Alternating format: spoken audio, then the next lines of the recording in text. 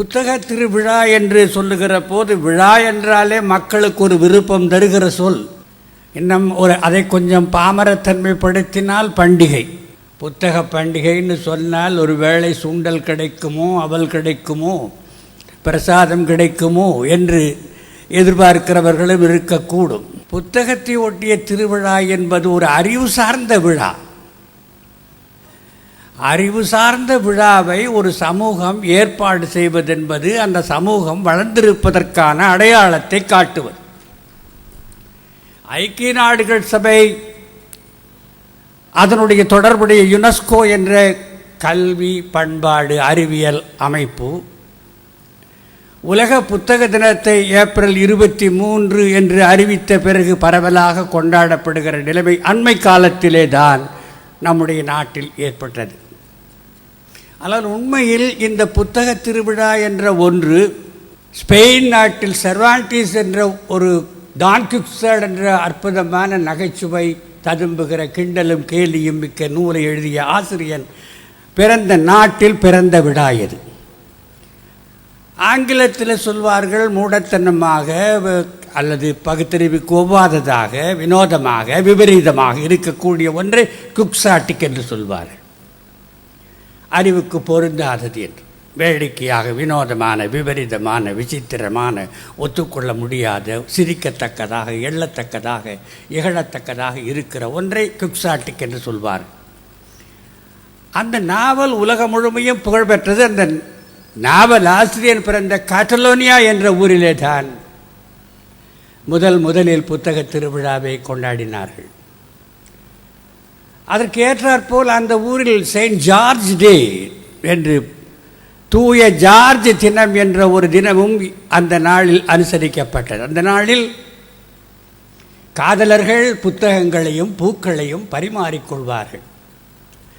புத்தகங்களையும் பூக்களையும் பரிமாறிக்கொள்ளுகிற ஒரு பொழுதாக அந்த ஏப்ரல் 23 ஸ்பெயின் நாட்டில் கண்டார்கள். எதிர்பாராத விதமாக அந்த 23ஆம் தேதியே ஷேக்ஸ்பியர் பிறந்த நாளாகவும் உலகத்தில் அமைந்தது. ஐக்கிய நாடுகள் சபை சார்ந்த இந்த யுனெஸ்கோ அமைப்பு அறிவித்த போது எதேச்சியாக இது இந்த மற்ற அங்கங்கள் எல்லாம் சேர்ந்து சங்கமாகிற ஒன்றாக அமைந்து உலக புத்தக தினம் என்று கொண்டாடப்படுகிற நிலைமை. புத்தக தினம் என்று சொல்லுகிற போது புத்தகத்தை படிப்பது, புத்தகத்தை வாங்குவது, புத்தகத்தை பதிப்பிப்பது, புத்தகத்தை பற்றி பேசுவது என்று புத்தகம் தொடர்பான பரிமாணங்கள் பல உண்டு. புத்தகத்தை படைப்பது, பதிப்பிப்பது, படிப்பது, பாராட்டுவது, விமர்சனம் செய்வது என்றெல்லாம் அதன் உட்பரிமாணங்கள் பல. எனவே புத்தகத்தை பற்றிய புத்தகங்களை கூட நீங்கள் படிக்கலாம். இங்கேயே ஜே வீரநாதன் வந்திருக்கிறார். புத்தகம் பற்றிய ஒரு நல்ல புத்தகத்தை வெளியிட்டிருக்கிறார். புத்தகம் பற்றி அடிப்படையிலிருந்து அந்த நூலை வாங்கி பார்த்தீங்கன்னா புத்தகத்தை அச்சிடுவதிலிருந்து தொடர்பான பல செய்திகளை கோவைப்படுத்தி தமிழர்களுக்கு அவர் அரும்பாடுபட்டு முயன்று தொகுத்து கொடுத்திருக்கிறார். அந்த நூலை நீங்கள் படித்து பார்க்கலாம். அந்த நூலோடு ஒரு குட்டி நூலும் அவர் தருகிறார், நூலை பற்றிய ஒரு நூலுமாக. நமக்கு நூல் என்ற ஒன்று புத்தகம் என்பது போந்தை என்ற சொல்லிலிருந்து வந்த சொல். போந்தை என்பது பனையை குறிக்கிற சொல். பனை ஓலையில் எழுதப்படுவதனால போந்தை அகம் போந்தகம் ஆகி, போந்தகம் பொத்தகமாகி, பொத்தகம் புத்தகமாகி. எனவே தெரியாதவர்கள் புஸ்தகம் என்ற வட சொல்தான் புத்தகம் என்று ஆயிற்று. எப்படி வேட்டி ஆயிற்றோ,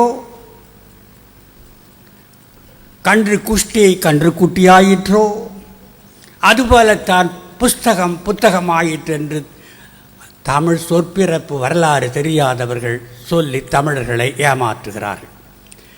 புத்தகம் என்பதும் நல்ல தமிழ் சொல்தான். ஏன்னா புத்தகம் என்பது புதிய கருத்துக்களை அகத்திலே உடையதாக அமைவது என்ற கருத்தையும் சொல்வீர்களானால், புதிய சிந்தனைகளை அகத்திலே தாங்கியிருக்கிற ஒன்றுக்கும் பெயர்தான் புத்தகம் என்பது. புத்தகம் படிப்பது மனிதனுக்கு எதுவரையிலும் படிக்கலாம் என்றால், எதுவரையிலும் வாழ்கிறோமோ அதுவரையிலும் படிக்கலாம். என்றால் அறிவு என்பது எப்பொழுதும் முடிந்து விடுகிற ஒன்றில்லை. திருவள்ளுவரே சொல்லுகிறார், அறிவு என்பது கற்று முடிந்து விடுகிற ஒன்றில்லை. திருவள்ளுவரும் முழுமையான அறிஞர் இல்லை. சொன்னால் சிலருக்கு வருத்தம் கூட வரலாம். என்றால் அவர் கூற்றுப்படிதான் நான் சொல்கிறேன். அறிதொரும் அறியாமை கண்டற்றால் அறியாமை தெரிகிறது. ஒருவனுக்கு அறியாமை, தனக்கு இருக்கிற அறியாமை தெரிகிறது என்றால் அவன் அறிவில் வளருகிறான் அர்த்தம். நீங்கள் சாக்ரட்டிஸை ஏத்தன்ஸில் விசாரிக்கிற போது குற்றம் சாட்டினார்கள், நீ உனக்கு அறிவு வளர்ந்திருப்பதாக சொல்கிறாயாமே. சாக்ரட்டிஸ்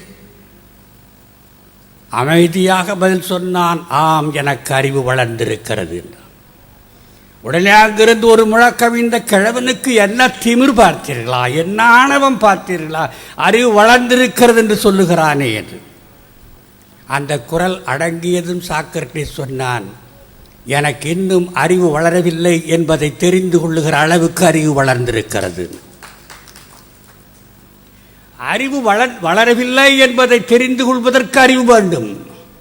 கல்லாதது கடல் அளவு என்பதை தெரிந்து கொள்வதற்கு கடல் அளவு கற்க வேண்டும்.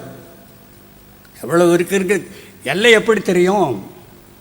அதில் திருவள்ளுவரும் சொன்னார், இது கல்வி முடியாது, அதனால் யாதானும் நாடாமால் ஊராமால் என்னொருவன் சாந்துணையும் கல்லாதவன். சாகிறவரில் படிக்கிறான். சிலர் படிக்கிறதுன்னா சாகிறான். என் உள்ளம் கவர்ந்த உலக பெருங்கவிஞர் நெருடா இறந்ததை பற்றி இந்த மாத தொடக்கத்தில் செய்தித்தாளில் ஒரு கருத்து பார்த்துருப்பீங்க. ஏறத்தாழ இறந்து 40 ஆண்டுகளுக்கு பிறகு அவர் உடம்பை வெளியில் எடுக்க சொல்லி ஆணை பிறப்பித்திருக்கிறார். அவர் சாவு உண்மையானதா சதியா என்று, அவர் நஞ்சூட்டப்பட்டு கொன்றாரா இல்லை புற்றுநோயாலே செத்தாரா என்பதை 40 ஆண்டுகளுக்கு பிறகு உடம்பெடுத்து என்றால் அவன் மருத்துவமனையில் சேர்க்கப்பட்டிருந்த போது சிலி நாட்டில் அவனை காப்பாற்றி தனியாக கொண்டு காப்பாற்ற வேண்டும் அந்த மகா பெரிய கவிஞரை என்று மெக்சிகோ நாட்டு அதிபதி தனி விமானம் அனுப்பியிருந்தார். 2 நாள் அவகாசம் கேட்டிருந்தார். அந்த 2 நாளில் தன்னுடைய மனைவியும் தன்னுடைய வண்டி ஓட்டியும் வீட்டுக்கு அனுப்பி மெக்சிகோவுக்கு போகிறதுக்கு வசதியாக சில புத்தகங்களையும் உடைகளையும் எடுத்து வர சொல்லி அனுப்பினார். அவர்கள் போனவர்கள் திரும்பி வருவதற்குள் இவர் வயிற்றில் ஒரு கடுமையான ஊசி போடப்பட்டு மரணத்தின் மடியில் விரைவாக போய் விழுந்து சேர்ந்தார் என்று சொல்லப்படுகிறது. அவன் சொன்னான் ஒரு இடத்தில், நான் இறந்த பிறகும் என் கண்களை மூடிவிடாதீர்கள், ஏனென்றால் அப்பொழுதும் நான் படித்து பார்க்க வேண்டியிருக்கும் எதனையேனும், அப்பொழுதும் என் மரணத்தை தெரிந்து புரிந்து கொள்ள வேண்டியிருக்கும். Do not close my eyes even if I am dead. I may still need them to look at, to read and understand my death. என்று அப்படி படித்த கவிஞன். நீங்கள் மெக்காலேயை பற்றி படிக்கிறோம். நம்முடைய கல்வி முறையெல்லாம் உருவாக்கி கெடுத்தவர் என்றும் கெடுக்காதவர் என்றும் 2 விமர்சனம் உண்டு. மெக்காலேயை பற்றி மெக்காலேயுடைய மருமகன் ட்ரெவாலியன் ஒரு புத்தகம் எழுதியிருக்கிறான். அதில் எழுதுகிறான், மெக்காலே எப்படி படிப்பான் எப்படி எழுதுவான் என்றால், மெக்காலே ஒரு வரி எழுதுவதற்கு 20 புத்தகம் படிப்பான், ஒரு வர்ணனை செய்ய 20 மைல் பயணம் செய்வான்.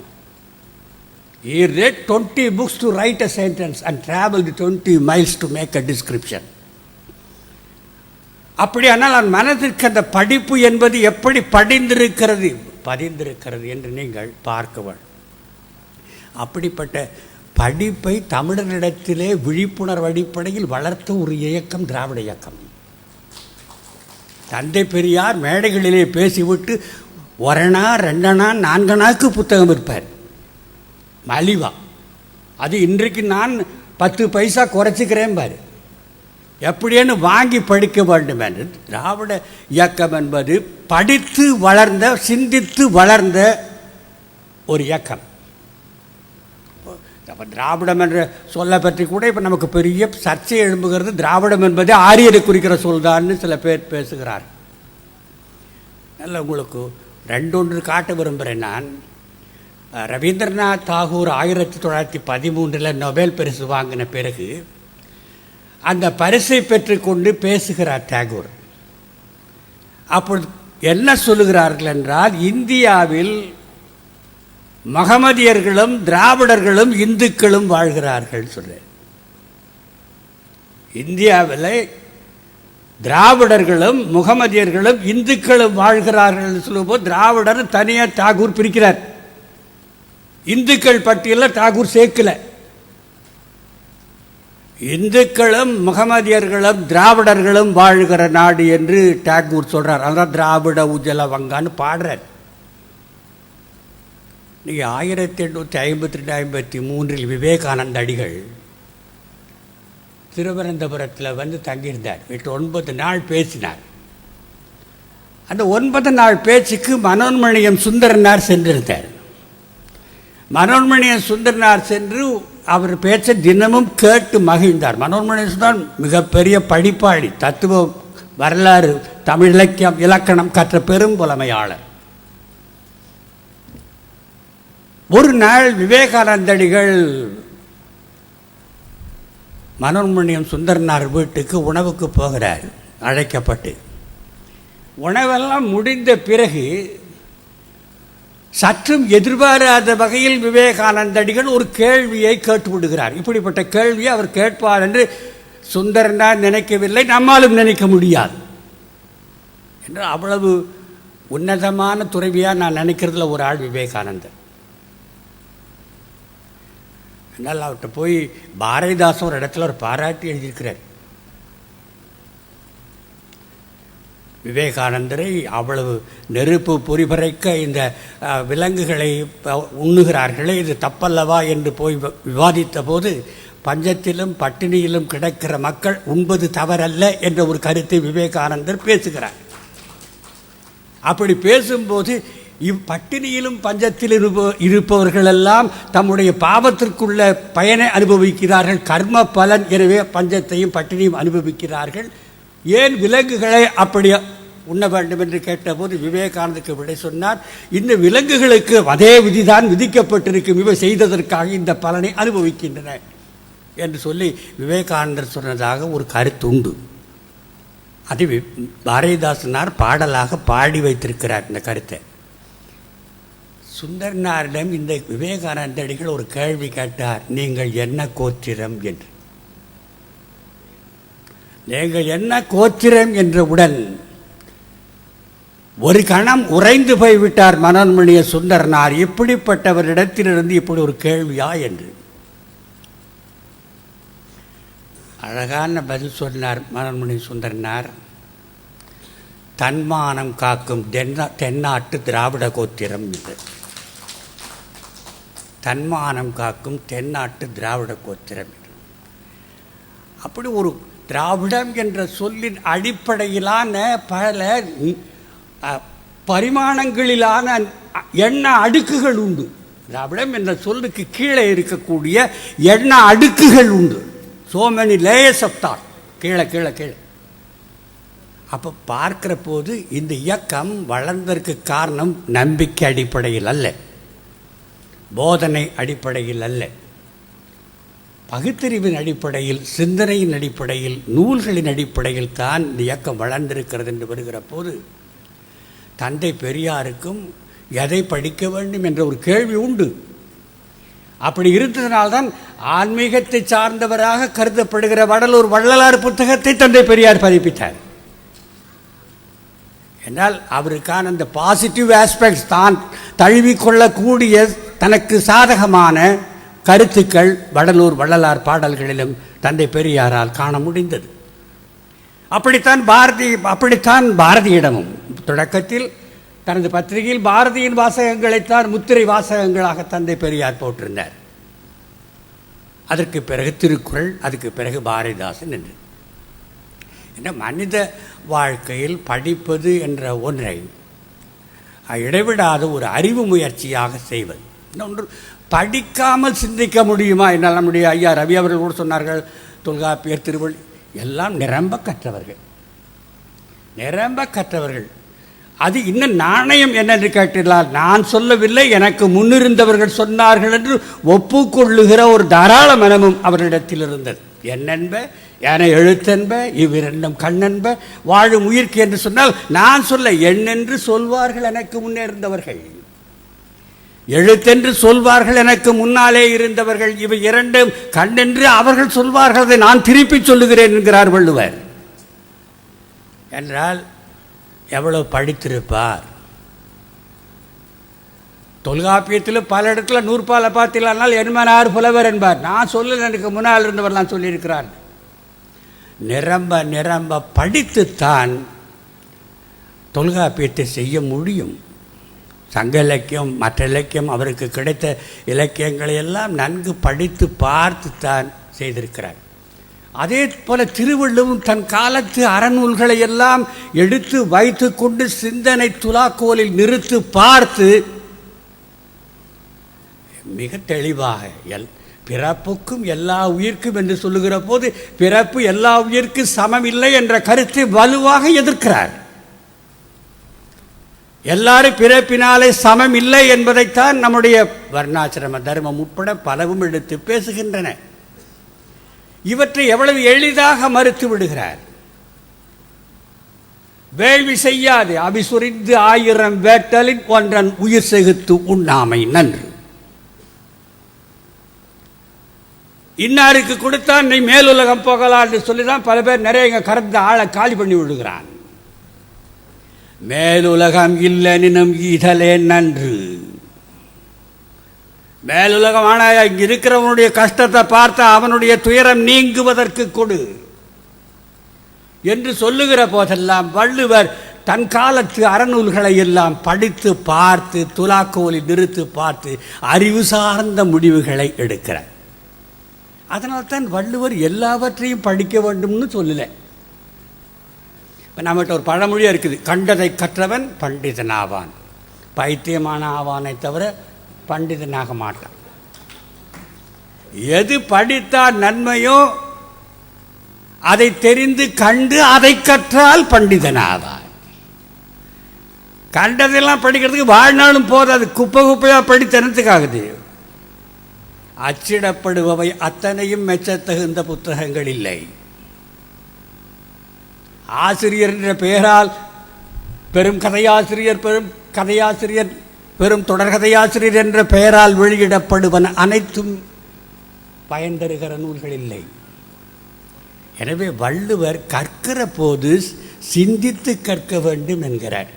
எவ்வளோ பெரிய அடிப்படையான ஒரு விவாதத்தை புத்தகத்துக்குள்ளே எழுப்ப வேண்டும் என்று சொல்லுகிறார். அறிவு என்பது இயங்கு நிலையில் இருக்கும், இயல்பு நிலையிலும் இருக்கும் அறிவு. இயல்பு நிலையில் இருக்கிற அறிவினால எதுவும் செய்ய முடியாது. ரொம்ப பெரிய அறிவாளிங்க நான் எந்த முடிவும் சொல்ல மாட்டார். எதுக்கு அவர் நமக்கு தேவை? ரொம்ப பெரிய அறிவாளிங்க ஆனால் அப்போ நடுநிலைமையோடு இருப்பார். நடுநிலைமைன்னா கோழைன்னு அர்த்தம், தவறுக்கு துணை போகிறவன் அர்த்தம். திருடன்னு தெளிவாக தெரிந்த போது தண்டிக்கலாமா, நான் நடுநிலைமையோடு இருக்கேன்னா அவங்ககிட்ட ஏதோ வாங்கியிருக்கிறேன்னு அர்த்தம்.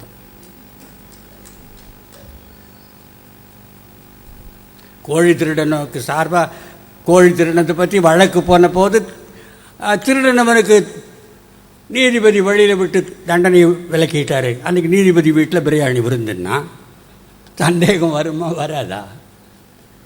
அதுபோல் அந்த அறிவினால் சிந்தித்து கேள்விகளை எழுப்ப சொல்லுகிறார். கேள்வி எழுப்பித்தான் எதையும் படிக்கணும். கற்க கசடர கற்பவை ஒரு சொல்லுதான். கற்பவை கற்கக்கூடியவற்றை எவ்வளோ அழுத்தம் திருத்தமா இதைத்தான் கற்க வேண்டும் என்று சொல்லலை, கற்கக்கூடியனவற்றை. ஏன்னா காலந்தோறும் சமூக மாற்றம், வரலாற்று மாற்றம், தொழில் மாற்றம், அறிவியல் மாற்றம் எல்லாம் புதிய புதிய செய்திகளை கொண்டு வருகிற போது அந்தந்த காலத்துக்கு தக்கனவாக உள்ளன எவையோ அவற்றை கற்பது கடமை. இப்போ எல்லாருமே பார்த்திங்கன்னா எல்லாம் வன்பொருள் மென்பொருள், சாஃப்ட்வேர் ஹார்ட்வேர். அதை ஒருத்தர் சொன்னாங்க, software hardware everywhere, human being is nowhere. எல்லாம் வன்பொருளாக இருக்கிறான், மென்பொருளாக இருக்கிறான், மனிதன்கிற நண்பொருளை எங்கே காணாம். அந்த யுகமாக இருக்குது. ஆனால் வள்ளுவர் இப்போ இருந்து அதை கற்க சொல்லுவார். அதனால தான் கற்பவை. இந்த கற்பவைன்னு சொல்லிட்டு கற்பதை எப்படி கற்க வேண்டும் என்றால் கசடு அறன்னு அதான் கேள்வி. நாங்கள் புஸ்தகத்தில் எழுதுந்து பொய்யா இருக்குமா அப்படின்னு ஒரு கேள்வி கேட்பாங்க. பெரியவங்க சொன்னால் தப்பாக இருக்குமா, நம்ம ஞானிகள் சொன்னதெல்லாம் கேள்வி கேட்கலாமா? ஆனால் கேள்வி கேட்டாலே நரகத்துக்கு போகணும்னு இருக்கு. அந்த பெரியார் தான் கேள்வி கேட்க சொன்னார். அரிஸ்டாட்டில் போல பிளாட்டோ போல கேள்வி கேட்க சொன்னார். கேள்வி கேளுங்கள். அது கசடர என்பவர் கூட பேரறிஞர் அண்ணா சொல்லுவார், கசடு என்பது கற்பவனுக்கு மனத்தில் இருக்கக்கூடிய கசடு நீங்கவா இல்லையா. கற்பவனுக்கும் மனிதனுக்குள்ள கசடு இருக்குது. கசடுக்கு குற்றமானது, ஏற்கத்தக்காதது, தெளிவில்லாதது. அதுக்கு உரை எழுதுகிற போது திருவள்ளுவருக்கு கசடர என்பதுக்கு உரை எழுதுகிற போது ஐயம் திரிபுன்னு எழுதுவாங்க. ஐயம் திரிபு இருந்தால் அது கல்வியே இல்லை. ஐயமும் இருக்கக்கூடாது, திரிவு இருக்கக்கூடாது. அதுவோ இதுவோங்கிற நிலையிலேயே கல்வி தொடருமானால் அது கல்வியே கிடையாது. ஒன்றை பிழையாக இன்னொன்று தான் என்று முடிவு செய்வதுதான் திரிவு. பாம்பை பார்த்துட்டு இது கயிறு தான் மிதிக்கிறான் பாருங்க, அதுதான் திரிவு. ஐயம் திரிவு இல்லாமல் கற்பது, இவன் மனத்தில் கசடு இல்லாமல் கற்பது ஒன்று. அறிஞர் அண்ணா சொல்லுவார், இவன் மனதில் கசடு இருப்பது மட்டில்லை, நூலிலும் கசடு இருக்கலாம். படிக்கிற நூலிலும் கசடு இருக்கலாம். அந்த கசட்டை நீக்கி கற்க வேண்டும், கசடற கற்க வேண்டும். ஆக படிப்பது அது பாரதிதாஸ் சொல்லுவார், படிக்கிறது என்றால் நூலைப்படினே ஒரு பாட்டு எழுதினார் இல்லையா. நூலைப்படி, சங்கத்தமிழ் நூலைப்படி, முறைப்படி நூலைப்படி, காலையில் படி, கடும்பகல் படி, மாலை இரவு பொருள் படும்படி நூலைப்படி. இந்த படி படி படின்னு திருப்பி திருப்பி சொல்கிறார். அது சொல்லிக்கொண்டே வருகிற போது சேதி எப்படி தெரிந்து படி, சாதி என்னும் தாழ்ந்தபடி நமக்கெல்லாம் தள்ளுபடி, சேதி எப்படி தெரிந்துபடி தீமை வருமே மறுபடி நூலைப்படி. அந்த சேதி எப்படிங்கிற கேள்விதான் விவாதம். சேதி எப்படின்னு கேள்வி கேட்டுட்டு ஒன்றை படிக்கணும். சேதி எப்படி தெரிந்து படின்னு தீமை வந்துடுமே மறுபடிட்டு பொய்யிலே கால்படி, புரட்டிலே முக்காற்படி, வையம் ஏமாறும்படி, வைத்துள்ள நூல்களை ஒப்புவதைப்படி நூலைப்படி, முறைப்படி நூலைப்படி, சங்கத்தமிழ் நூலைப்படி. இந்த பாட்டை பாரதிதாசை எடுத்துக்கொண்ட நேரம் 5 மணி துளிகள். உங்களுக்கு வியப்பாக இருக்கு. பேராசிரியர் முருகரத்னம் பாரதிதாசனை பற்றி எழுதிய கட்டுரையில் எழுதுவார், இந்த பாட்டை எழுதுறதுக்கு அவருக்கு எடுத்துக்கொண்ட நேரம் 5 நிமிடம். எவ்வளவு காலம் கடந்து 40-50 ஆண்டுகளுக்கு பிறகு பாரதிதாசன் நினைத்து நாம் பேசுகிறோம்.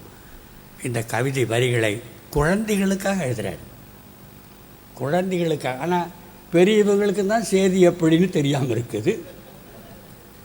பெரியவர்கள் தான் பொய்யிலே முக்கால் படி புழுகிலே காற்படியில் போய் விழுகிறார்கள்.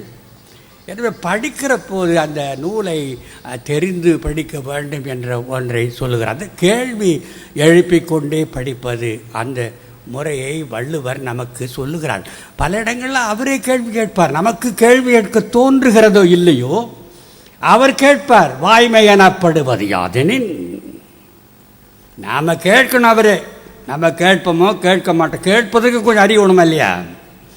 கேட்போமோ கேட்ப மாட்டோமோ, ஆனால் வள்ளுவரே கேட்டுக்கொண்டு வாய்மை எனப்படுவது யாதெனின் யாதொன்றும் தீமையில்லாத சொல்லல் என்று இந்த படிக்கிறது எதை படிக்கிறதாக இருந்தாலும் அந்த படிப்பை வினாக்கள் மூலமாக கொண்டு செலுத்துவது.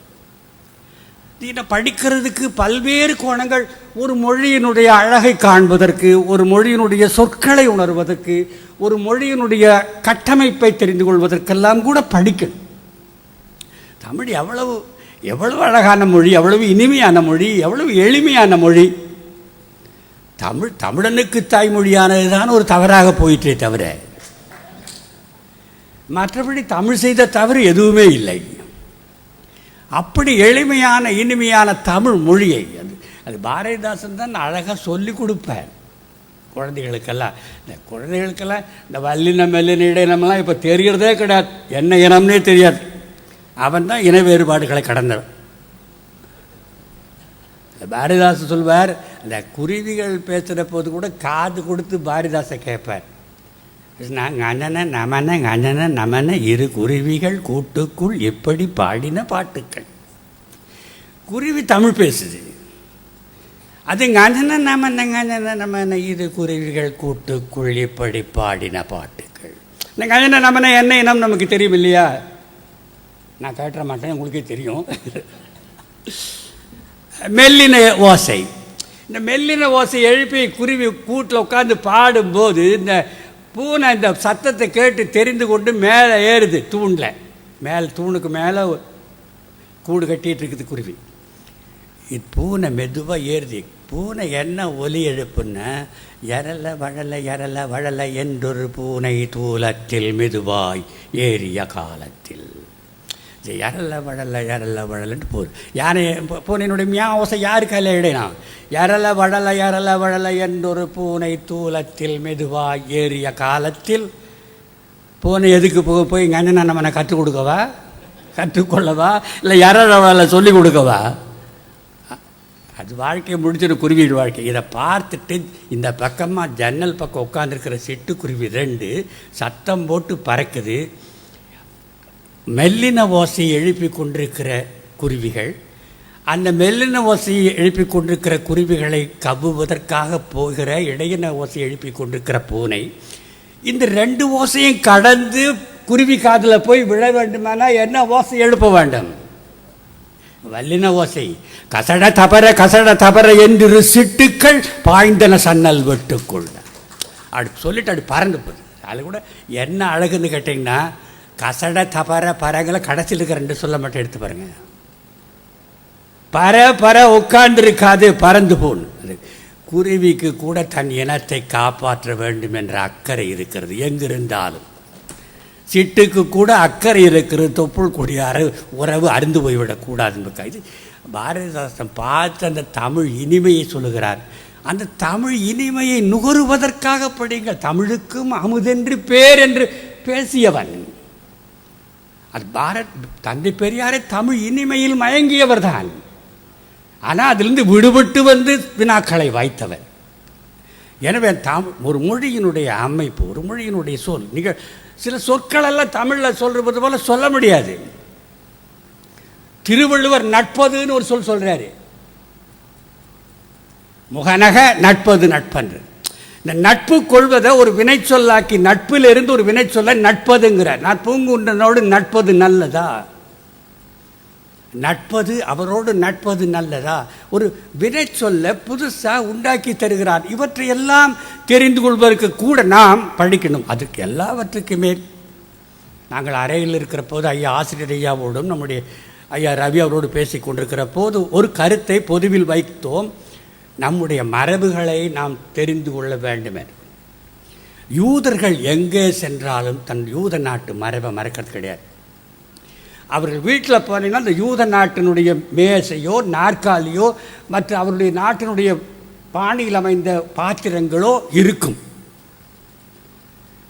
யூத மொழியை மறக்கிறது கிடையாது. ஒருத்தர் நியூயார்க்கில் போய் கையில் ஒரு $10 இல்லாமல் ஒரு யூதன் இறங்கினான்னா 5-10 யூதர்கள் விமான நிலையத்துக்கு வந்து அவனை வரவேற்பார்கள். ஒன்றுமில்லாதவனை வரவேற்று அவனை கொண்டு போய் ஒரு அறையில் தங்க வைத்து விதை முதலீடாக கொஞ்சம் டாலரையும் பணத்தை கொடுத்து தொழில் ஆரம்பிக்க சொல்வார். அவளுக்கு அந்த பற்று இருக்கு. நமக்கு அந்த இனத்தை பாதுகாக்கிற உணர்வு இல்லை. அங்கே கொண்டான், கடாரம் கொண்டான், அதை கொண்டான், இதை கொண்டான், எதை கொண்டான் தான். டாக்டர் மூவா அவர்கள் ஒரு இடத்துல எழுதுகிறார், இவன் கங்கைக்கு போனான், கடாரத்துக்கு போனான், ஒவ்வொரு இடத்துலையும் 100 குடும்பத்தை, தமிழ் குடும்பத்தை அங்கே நிறுத்தியிருப்பான். ஆனால் தமிழ் சமுதாயம் வளர்ந்துருக்கும். அப்புறம் எந்த நாட்டில் போனாலும் பொருளாதார சக்தியாக தமிழை வளர்றதே கிடையாது. மிக உயர்ந்த வேலை பார்ப்பான், மிக உயர்ந்த ஊதியம் பெறுவான்னு தவிர பொருளாதார சக்தியாக வளருவது கிடையாது. எங்கள் வடநாட்டில் ஒரு குப்தாவோ ஒரு மேத்தாவோ பிறந்தால் அமெரிக்கா பட்டியலில் போட்டுருவோம். அவர் குப்தா இங்கே வர போகிறார், மேத்தா இங்கே வர போகிறார். ஆக நம்முடைய மரபுகளை தெரிந்து கொள்ள, நம்முடைய வரலாற்றை தெரிந்து கொள்ள நமக்கு இந்த படிப்பு என்பது தேவையானது. தேர்ந்து வாழ்நாள் முழுதும் புத்தகங்களை படிப்பது, வாங்குவது. நமக்கு புத்தகம் வாங்குகிற பழக்கம், இரவல் வாங்குகிற பழக்கம் ஒருவேளை இருக்கலாம். பணம் கொடுத்து வாங்குவது என்ற ஒன்று, ஐயாவில் சொன்னது போல, இப்போது நம்முடைய உலகமயமாதல் என்ற ஒன்றின் மூலம் ஒரு நுகர்வியல் கலாச்சாரம், பண்பாடு தலை தூக்கி ஆடுகிறது. 2000 ரூபாய் அளவுக்கான செருப்பு வாங்க ஒரு இளைஞனுக்கு விருப்பம் இருக்கிறது, 100 ரூபாய்க்கு ஒரு புத்தகம் வாங்க விருப்பம் இல்லை. சந்தைகளில் கொண்டு வந்து கொட்டுகிறார்கள். முதலாளித்துவ நாடுகள், ஏகபோக நாடுகள், மூலதன நாடுகள் சந்தையில் கொண்டு வந்து பொருள்களை கொட்டுகிறார்கள். வாங்கு வாங்கு வாங்கு. இந்த உலகம் 2 பேருக்குத்தான் உரியது, ஒன்று விற்பவர், இன்னொருவர் வாங்குபவர். அதனால் either you must be a buyer or seller. This is not a place for creativity. இந்த உலகம் என்பது படைப்புக்கான தளமாகவே இல்லை, ஒரு விற்பனையாக இருக்கிறது. மனிதனே விற்கிறான், மனிதனே வாங்குகிறான், மனித பூண்டு அருந்து போகிறது. உலகம் கடைசியில் ஒரு செல்லா காசாகி சூரியனை சுற்றப் போகிறது. அப்படி நுகர்வியல் கலாச்சாரத்தில் வந்து குவிகிற காரணத்தினால் இன்னதென்று தெரியாமல் ஹாரி பாட்டர் நூல் வாங்குவதற்கு அண்ணா சாலையில் நூற்றுக்கணக்கான சிறுவர்கள், சிறுமிகள், பெற்றோர்கள் போய் நிற்கிறார்கள். ஒரு தமிழ் புத்தகம் வாங்குவார்களா? என்ன, ஹாரி பாட்டர் வாங்குவது ஒரு மேட்டிமைத்தனம், அது சமூக அந்தஸ்தில் உயர்வை குறிக்கிற ஒன்று. அப்படி ஒரு போலித்தனமான ஒரு நுகர்விய கலாச்சாரத்தை கொண்டு வந்து புகுத்தியதனால் நமக்கு இயல்பாக வளர வேண்டிய, அறிவு நாட்டத்தோடு வளர வேண்டிய சமூகம் இன்று எப்படியோ தடுமாறி கொண்டிருக்கிறது. ஐயா ரவி அவர்கள் சொன்னது போல் சினிமா மட்டும் இல்லை, சினிமாவை விட அதிகமாக இந்த கிரிக்கெட் விளையாட்டுக்காரர்களை தெரியும். கிரிக்கெட் விளையாட்டுக்காரர்களாக இந்த நாட்டில் ஒரு வர்த்தக பண்டம். அவர்களை ஏலம் போடலாம், விலைக்கு வாங்கலாம், அடிமையாக வைத்திருக்கலாம், வேண்டுமானால் தூக்கி எறியலாம், வேண்டுமானால் கொண்டு வரலாம். Cricket player is a commodity, ஒரு சரக்கு. ஆனால் அந்த கிரிக்கெட் விளையாடுகிறவன் படத்தை சட்டையில் போட்டு கழுகுறவன், பனியில் போட்டு கொள்ளுகிறவன், அவன் என்ன எடுத்தான் என்ன போனான்னு தெரிந்து கொள்ள ஆர்வம் உள்ளவன், இந்த மாதம் என்ன புத்தகம், அறிவியல் புத்தகம் தமிழில் வந்திருக்கு, என்ன இலக்கிய புத்தகம் வந்திருக்கிறது, என்ன கவிதை நூல், என்ன வரலாறு நூல், தமிழுடைய தொன்மையை குறித்து ஏதாவது வந்திருக்கிறதா, தமிழ் தொன்மையான மொழி இல்லை என்று சொல்லுகிறானே அவனுக்கு பதில் வந்திருக்கிறதா என்றெல்லாம் கேட்கிற இளைஞர்கள் நமக்கு கிடைக்காமல் இருக்கிறார்களே என்பது கவலை. இங்கே வந்தால் இந்த இளைஞர்களை எல்லாம் பார்த்தா, சென்னையப்பனையெல்லாம் பார்த்தா ஒரு நம்பிக்கை வரும், இளைஞர்கள் இருக்கிறான். அந்த இளைஞர்களோட ஆண்டுதோறும் இந்த விழாவில் வந்து கலந்து கொள்கிறேன் நான். அவர்களை பார்க்கிற போது பெரிய மகிழ்ச்சியாக இருக்கும் எனக்கு. ஆனால் இன்னும் 100,000 இளைஞர்கள் இப்படி வேணும். கையில் நல்ல நூல்களோடு, நல்ல தகுதி வாய்ந்த படிப்பு உணர்வோடு, படிப்பு அனுபவத்தோடு, படிப்பு அனுபவத்தை பகிர்ந்து கொள்ளுகிற இயல்பு நம்முடைய சமுதாயத்தில் இல்லை. எந்த வீட்டில் மாலை 7 மணிக்கு அந்த வாரத்தில் படித்த ஒரு சிறுகதையை பற்றி, ஒரு கட்டுரையை பற்றி விவாதம் நடக்கிறதா? எந்த வீட்லேயும் நடக்காது. தொடரில் அவள் என்னான்னா, அவளுக்கு மாமியார் என்னான்னா, மருமக என்னான்னா, செத்தானா, பொழைச்சானா, அவன் உங்கள் கண்ணீரையும் விலைக்கு வாங்கி காசாக்கிட்டு போகிறான்.